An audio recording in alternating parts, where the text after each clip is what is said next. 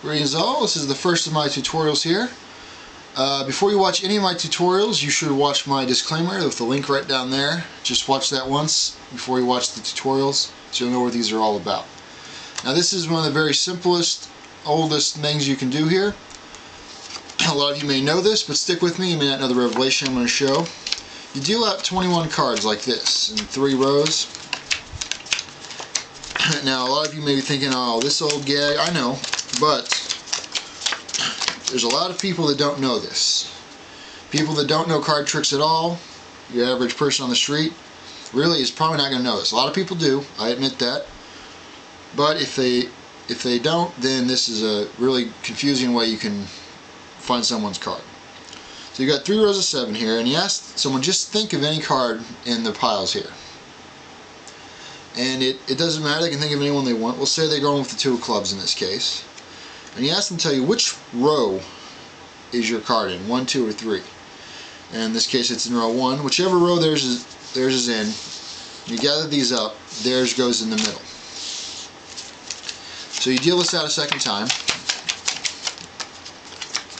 And you don't have to go this fast or anything, I'm just trying to keep the video from being too boring. And once again, their pile, whichever one goes in the middle. And the third time you deal the cards out, whichever row theirs is in, their card will be the 4th card down, whichever row it's in. Now at this point, after they tell you which row it is, you'll know what their card is, because you can see it right there. So you can reveal their card any way you like, anything you want it to come up with. Now one thing not to do is when they say it's in the 3rd row, don't go, okay, then it's the 2 of clubs. Don't do that. It's boring to watch, it's uninteresting, and rather than being a magic trick, it's more like, I know what happened and you didn't, now try and figure it out. And it's just sort of, it's not good. Here's what I like to do.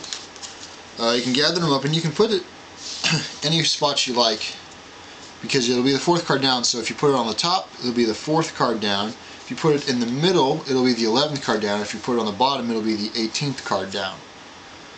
4th plus 7 plus 7. 4th, 11th, or 18th. Now you can deal out these little 4-card houses like this.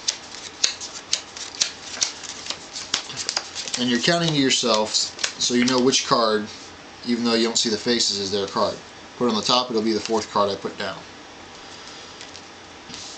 Now you ask them to point to 3 piles. Say point to, don't say pick. If you say pick 3 piles, about half the time they'll start grabbing the piles, and you don't want that to happen, because that'll ruin the trick. They point to 3 piles, and say they point to these 3 on the top. Then you take these 2 off. If they were to point to, say, these 3, you take those 3 off. What you want to do is keep this card on the table no matter what. So you either take off what they pointed to or what they didn't point to, depending on whether or not it includes their card. Whatever you need to keep this on the table. This is called the Magician's Force. Sometimes people call it the Magician's Choice. Magician's Force is more conventional.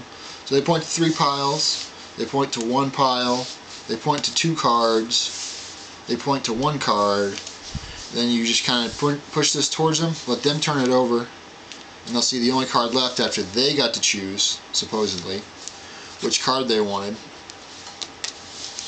The only card left on the table is in fact their card. Now very quickly here's one other way you can use this. This is one of the standard ways to do this. Let's say you put it in the middle so you know their card is the 11th card down. You got the cards in your hand, you say, alright, now I'm going to start putting the cards down on the table here face up. And I think I can determine which one's yours, but don't say anything if you see your card, just let me go, okay? So you start dealing the cards out face up like so. And you're counting to yourself till you get to 11, so you know which card it is if you hadn't noticed before, but you keep going past it like that. A few extra cards, and then you stop and you kind of act like you're going to do this one, then okay.